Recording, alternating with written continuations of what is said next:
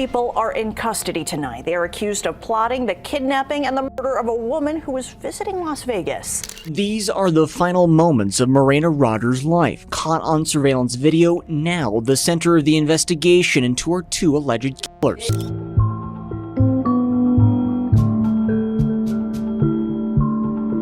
Comanche talked about methods of killing, saying he could do it from the back seat, like how killers do it in the movies. In the early hours of December 6, 2023, Marayna's Rodgers friend dropped her off in what he initially thought was an Uber ride bound for the Summerlin area of Las Vegas. But Marayna never arrived. What her friend did not know at the time was that he had just handed her over to the very people who had been putting together a most sinister plot. Marayna and her friends had been on vacation in Las Vegas, so her friends instantly became worried because not only did she not know anyone in the area, she didn't have any cash or credit cards with her. An investigation into Marayna's bizarre disappearance would uncover a tale of betrayal, a broken trust, and a chilling plot to kill. What led up to the events of December 5th, and why did Marayna have to suffer such a horrific fate? Let's find out in the story of Marayna Rodgers, a medical assistant who was kidnapped and murdered by a rising NBA star. Comanche suggested getting Rodgers drunk and mixing rat poison in her drink, or making her overdose on drugs, adding, "There's a lot of ways to kill people."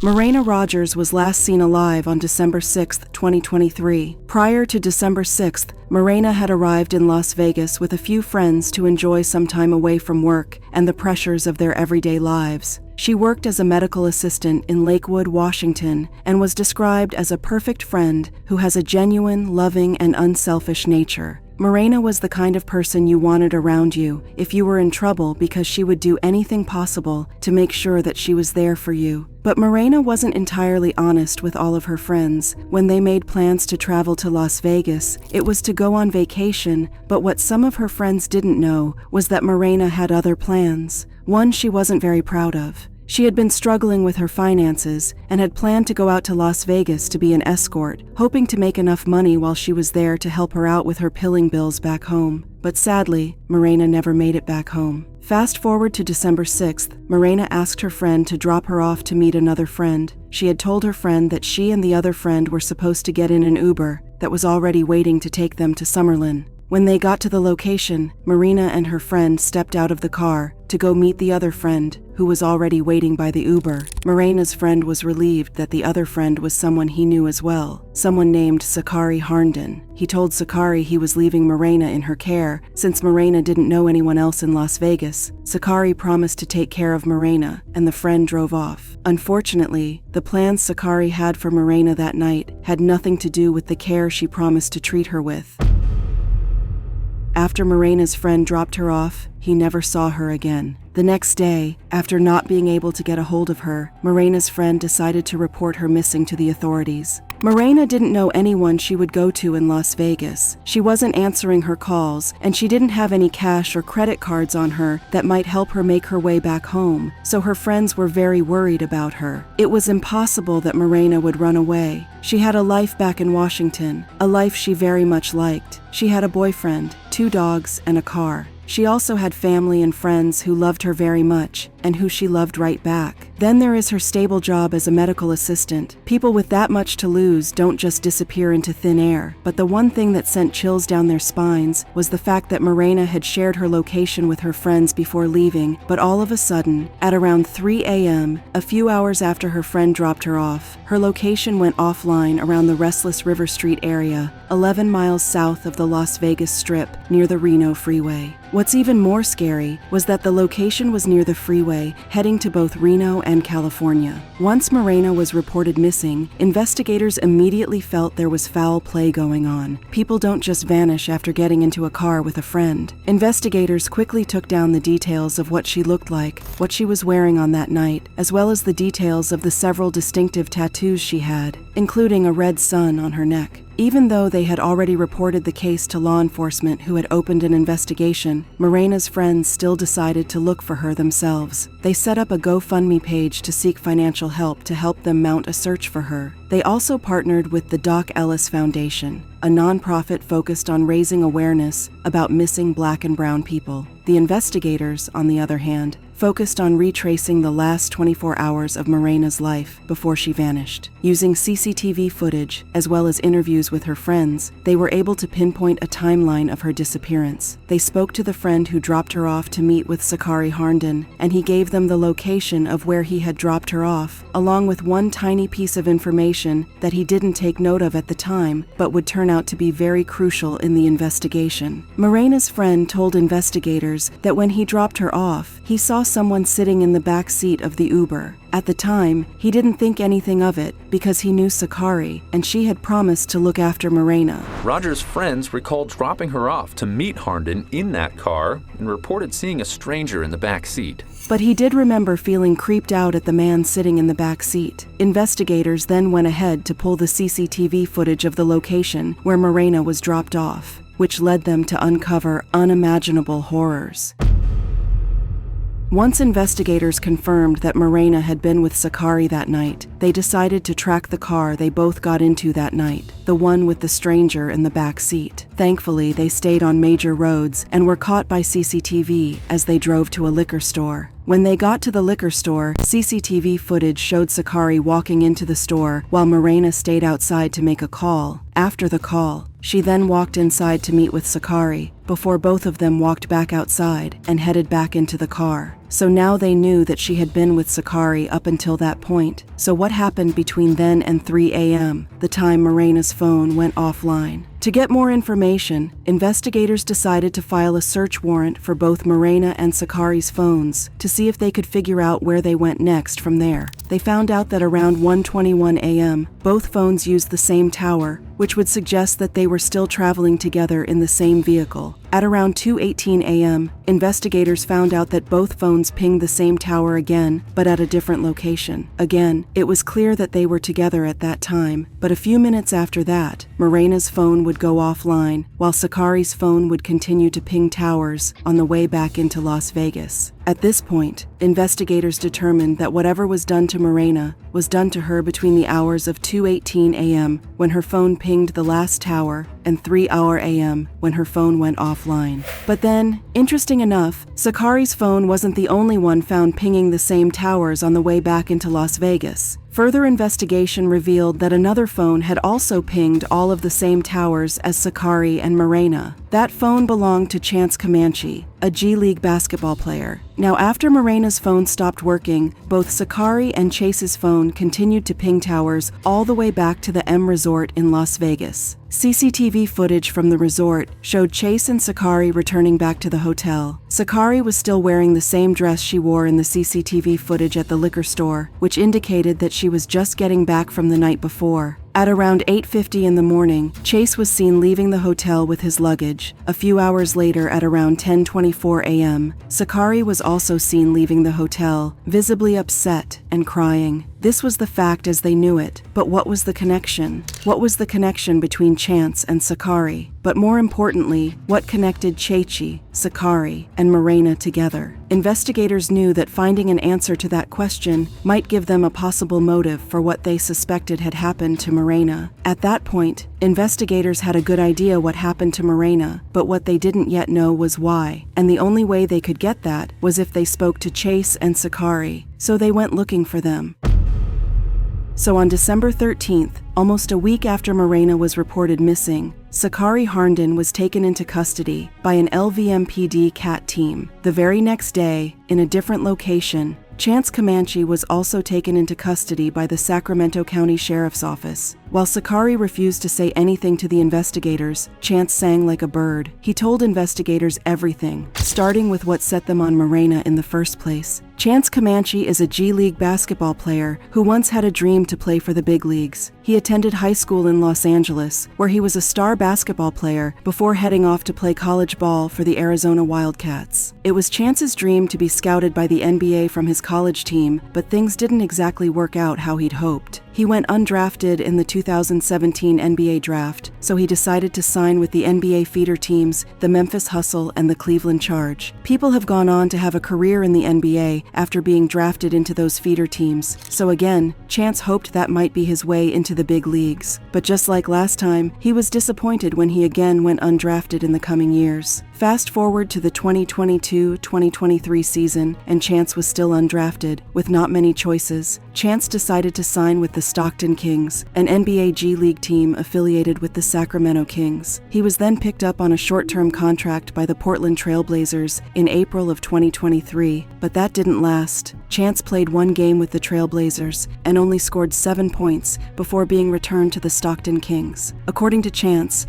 that's where Sakari came in. Chance told investigators that he met Sakari in 2022 through a dating app. They immediately hit it off and got into a relationship not long after meeting. But shortly after they made things official, they broke up. Though they broke up, Chance told investigators they kept in touch with each other, which was how Sakari came to him with a problem she had. The report says Harnden contacted her ex-boyfriend Comanche, who was a basketball player for the NBA G League Stockton Kings. The team released him in the wake of his arrest. During his interview with investigators, Chance recounted the full details of what led them to put the sinister plans in motion. He told investigators that Sakari had come to him, upset that someone was threatening her. That someone, she said, was Marayna Rodgers. According to Chance, it all began on December 1st, when a Rolex went missing. Marayna and Sakari had known each other prior to that time, as they worked together as escorts in the Las Vegas area.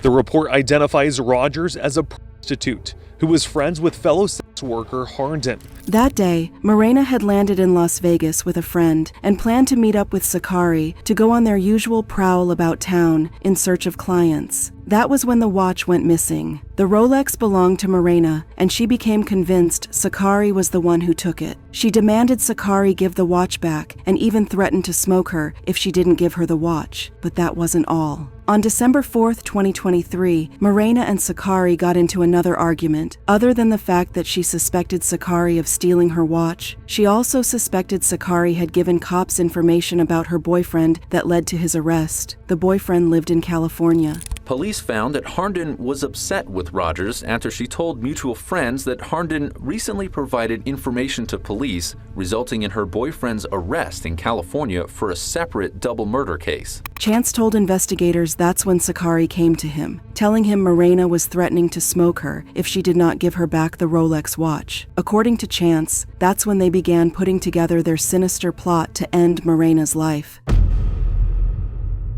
Once Chance Comanche and Sakari Harnden decided the best course of action was unaliving Marayna, there was no stopping them. Chance knew someone who could help them out with their plan, so he created a group chat with him, his friend Trey, and Sakari. In the group chat, they discussed their plans. I read through the entire police report tonight, and that included text messages sent between the two suspects talking about different ways to kill. On December 1st, after they decided on unaliving Marayna, Chance sent Sakari a text saying he would run their plans by his friend. I told my dog the whole plan, Chance wrote to Sakari on December 1st. That night, another party, unnamed by police and only referred to as Trey in the report, asked Comanche what he specifically wanted done to the victim. Together, they began plotting the kidnapping and murder of Rodgers, as seen in text exchanges. Comanche started a group chat with Harnden that included a friend identified by police as Trey, who asked what Comanche wanted done to the victim. According to the police report, Chance replied with a coffin emoji. Comanche responded with a coffin emoji, and Harnden with 2 peace sign emojis and a white dove. On December 4th, the group discussed the possibility of getting a firearm and using it on Marayna, but they quickly scrapped that plan because they had no idea where to get a firearm. At some point, during their planning, Trey decided he no longer wanted to be a part of it. To convince him to do it, Chance offered to pay him $3,000, but it did nothing to convince him to rejoin the plan. Since it remained just Chance and Sakari, they then decided to do it themselves. Trey eventually declined to be part of the murder plot, but Harnden and Comanche continued planning. The group text continued, with both of them going over different ways they could unalive Marayna. Chance suggested snapping her neck, and Sakari replied with a location where the murder could take place, which Chance responded to with a heart emoji, but that was far from all. Comanche talked about methods of killing, saying he could do it from the back seat, like how killers do it in the movies. Both of them continued to run ideas back and forth with each other. Comanche suggested getting Rodgers drunk and mixing rat poison in her drink, or making her overdose on drugs, adding there's a lot of ways to kill people. Ultimately, they landed on the best way forward. They knew the only way the plan would work was if they could lure Marayna away from her friends. Also, according to the report, Comanche told police he and Harnden came up with a plan to lure Rodgers back to their car for sex.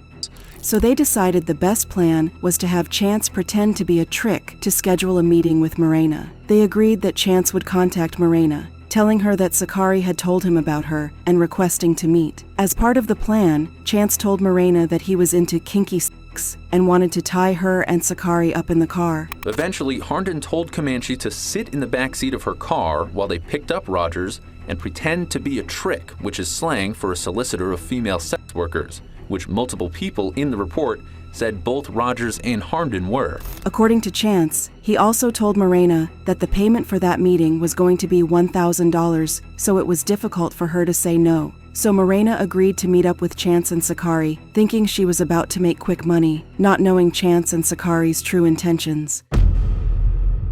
Their plan worked perfectly because Chance and his team were scheduled to be in Las Vegas on December 5th, as they had a game to play with another G League team. On December 5th, Comanche played a game for the Kings at Dollar Loan Center Arena in Henderson against the G League Ignite. But basketball was far from his mind that night. According to police reports, Chance's team, the Stockton Kings, traveled to Las Vegas at approximately 4 p.m. that day and checked into the M Resort. According to investigators, the timeline of his movements after he arrived was very easy to trace. Once his game was over, he was spotted getting into a gray Mercedes that matched the description of Sakari's car just after midnight on December 6th. Security cameras caught him after the game leaving his room at M Resort and getting into Harnden's car. Once he got into the car, they drove to the location they were supposed to meet Marayna. Marayna Rodgers was last seen at around 1 a.m. on December 6th after meeting up with her suspected killers, 19-year-old Sakari Harnden and former G League basketball player Chance Comanche.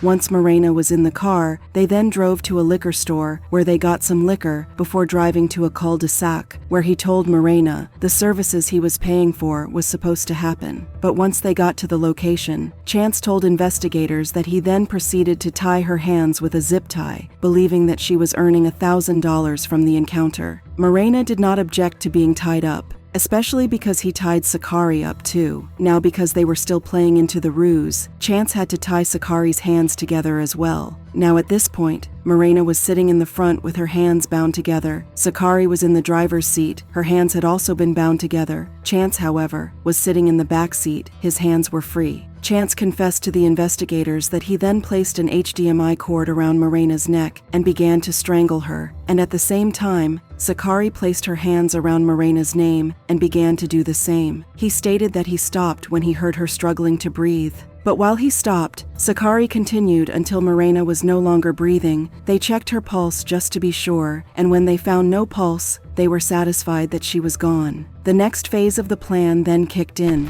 Investigators say Comanche confessed to police he and Harnden tied Rodgers' hands. Then, Comanche strangled Rodgers with an HDMI cord while Harnden choked her out. Comanche says they then found a place to dump the body. Chance told investigators that they then proceeded to drive around, looking for a place to leave the body, settling on a ditch on the side of Vincenzo Lane in Henderson. They left her body there, covered it with rocks, and smashed her cell phone. Chance also admitted to using a towel to move the rocks so DNA could not be traced. He said afterward he and Harnden drove a short way into the desert and buried Rodgers' body under rocks next to a road. Chance Comanche confessed everything that happened to the investigators that day, and when they asked him where they buried Marayna, he pointed out the location on a map. Comanche pointed out the location of Rodgers' body to police during his interview, and shortly afterward, her body was recovered. News of what Chance and Sakari did to Marayna quickly swept through the country, and it didn't take long for it to get to Chance's team, the Stockton Kings, who he had played for almost 2 years. He played 321 minutes during the season, scoring 182 points, 15 assists, and 91 rebounds, but none of that saved him from what was coming next. On December 15, 2023, 10 days after Marayna went missing, the Stockton Kings released a statement releasing Chance Comanche from his contract with them. News of their crimes and subsequent arrest made its way around the country. This is the 17-page arrest report into the murder of 23-year-old Marayna Rodgers. According to this report, her suspected killers planned it all out before dumping her body in a rocky desert area of Henderson. 19-year-old Sakari Harnden and 27-year-old Chance Comanche have both been arrested, each facing an open murder charge in the death of 23-year-old Marayna Rodgers. Many people who came across the story were very shocked, especially because of the why. According to Chance, all of this happened over a stolen watch. It was hard to believe that a stolen watch and a few threats could cost someone their life. What's even worse, Sakari and Marayna had been friends. One of the suspects was at one point friends with the victim. The other, an NBA G League basketball player just released from his team. In fact, according to Marayna's friend, Marayna had previously taken Sakari in when she had nowhere to live. She offered her a place to stay, food to eat, and provided her with clothing, basically treating her like she was her little sister. But her kindness was unfortunately repaid with wickedness. What made the whole situation even more heartbreaking was the footage of Marayna's final moments that was released to the public. These are the final moments of Marayna Rodgers' life, caught on surveillance video, now the center of the investigation into her 2 alleged killings.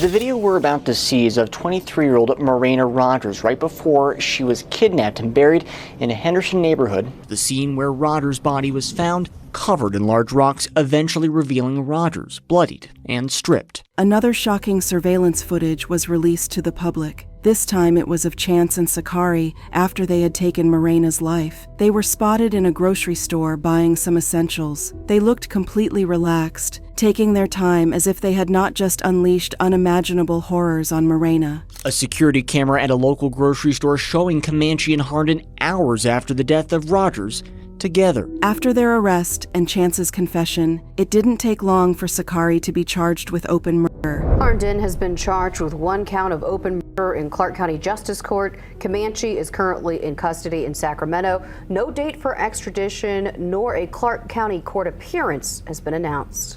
Chance, on the other hand, was arraigned to court on kidnapping charges and has now been extradited to Las Vegas, where he faced open murder charges as well. Comanche appeared in Sacramento court Tuesday and faces extradition to Clark County.